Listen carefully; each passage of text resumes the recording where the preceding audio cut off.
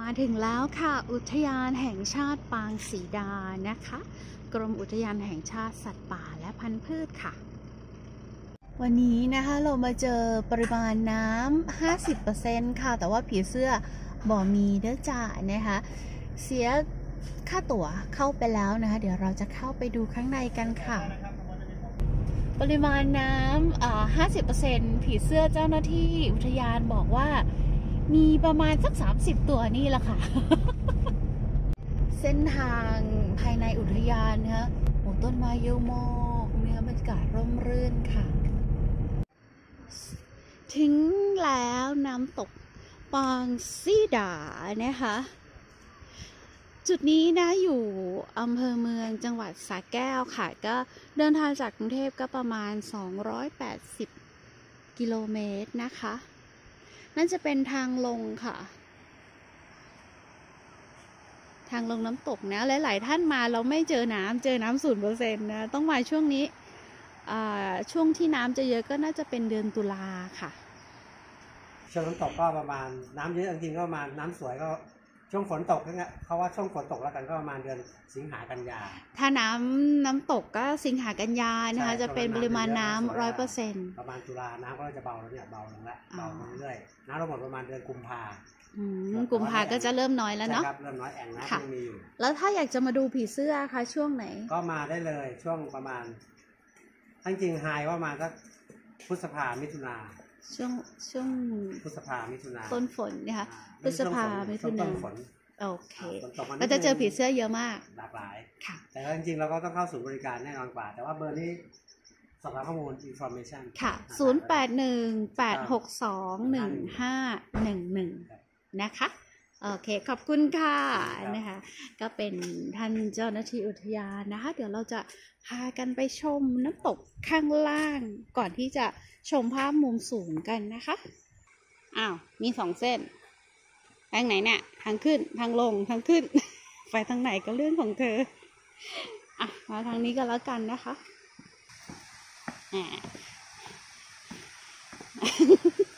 คิงคองเดินนำหน้านะคะ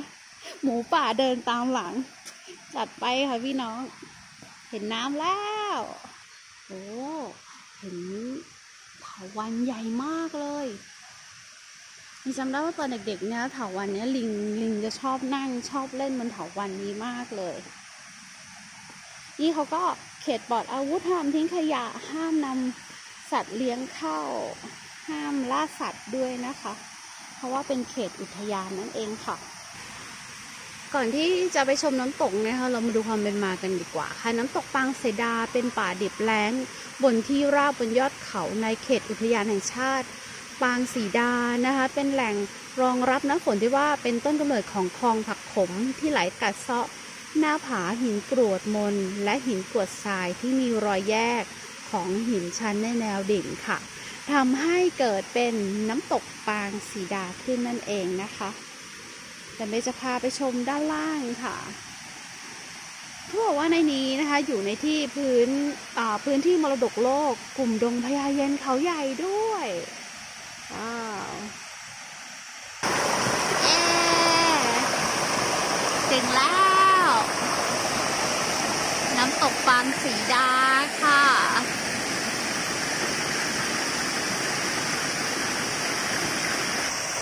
น้ำกำลังใสเลยนะคะแต่ว่าช่วงนี้จะเป็นช่วงที่ว่าน้ำแค่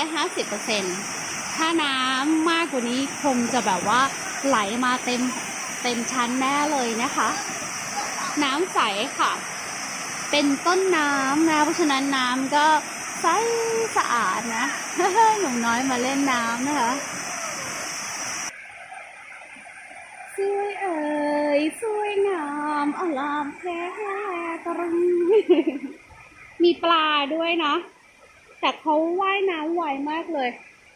เก็บภาพปลาไม่ทันนะคะ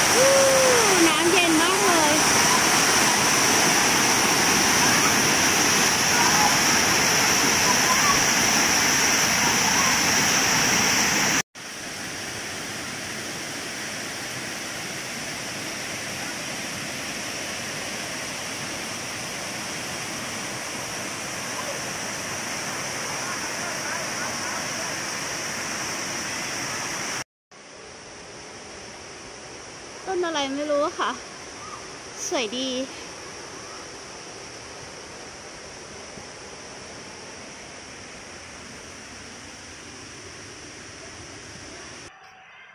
ด้านนี้ก็มีแก่งเหมือนกันนะคะ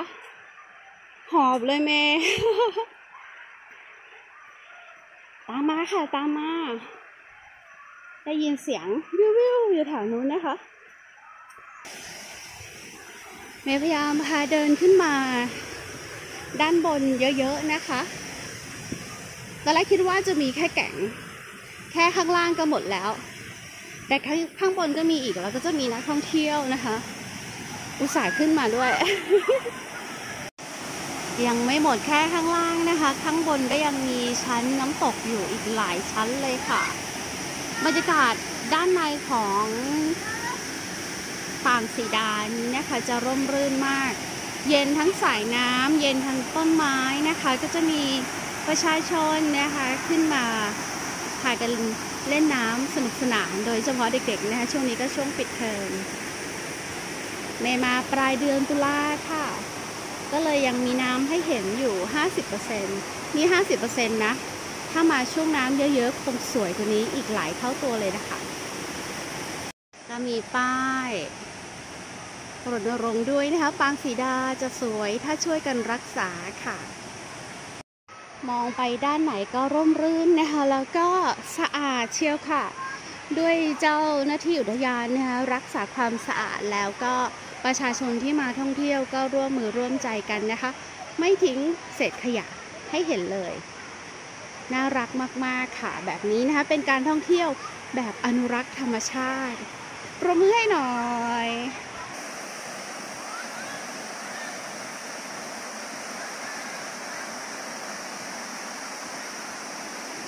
ชุ่มฉ่ำกับต้นไม้ใบหญ้านะคะน้ำตกปางสีดาค่ะจุดนี้ก็จะเป็นจุดนั่งพักชมวิวนี่มองลงไปก็เห็นแก่งน้ำตกชัดเจนเลยนะคะ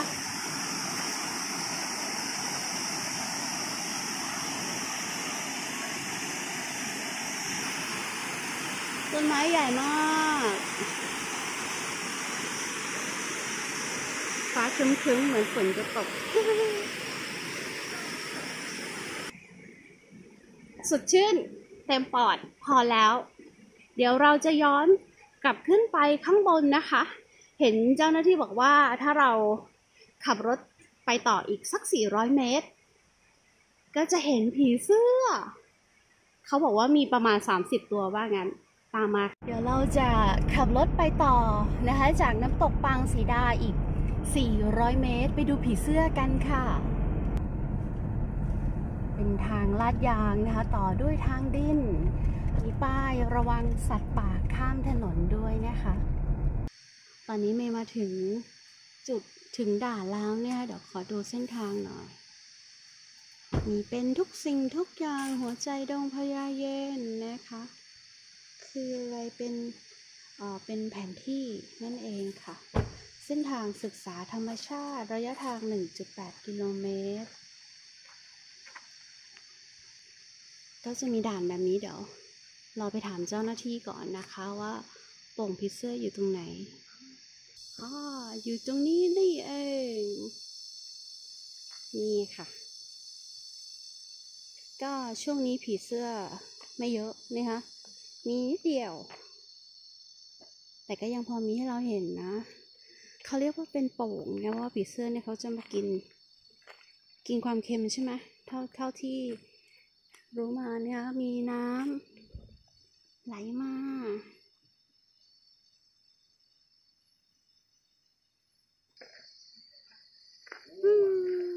สวยเชียวก็มากกว่า30 ตัวนะคะเจ้าหน้าที่อุทยานบอกว่ามีประมาณ30 ตัวที่นับได้นี่ก็มากกว่า30 ตัวอยู่นะคะนี่ก็จะเป็นวงจรของผีเสื้อนะคะเริ่มจากผีเสื้อก่อนแล้วก็มาไข่มาเป็นนอนเป็นดักแด้แล้วก็เป็นผีเสื้ออีกทีหนึ่งตรงไหนที่เป็นโป่งนะคะผีเสื้อเขาก็จะ มากินความเค็มว่างั้น เมย์ก็เค็มนะ เกลือเรียกพี่โป่งเรียกน้องนะผีเสื้อก็บินเต็มเลย แต่ถ้ามาในช่วงฤดูของเขาเนี่ยค่ะจะเยอะมาก ต้นไม้เยอะค่ะ แต่ก็อากาศวันนี้ครึ้มๆนะฝนใกล้จะตกละเดี๋ยวเราออกไปข้างนอกกันค่ะ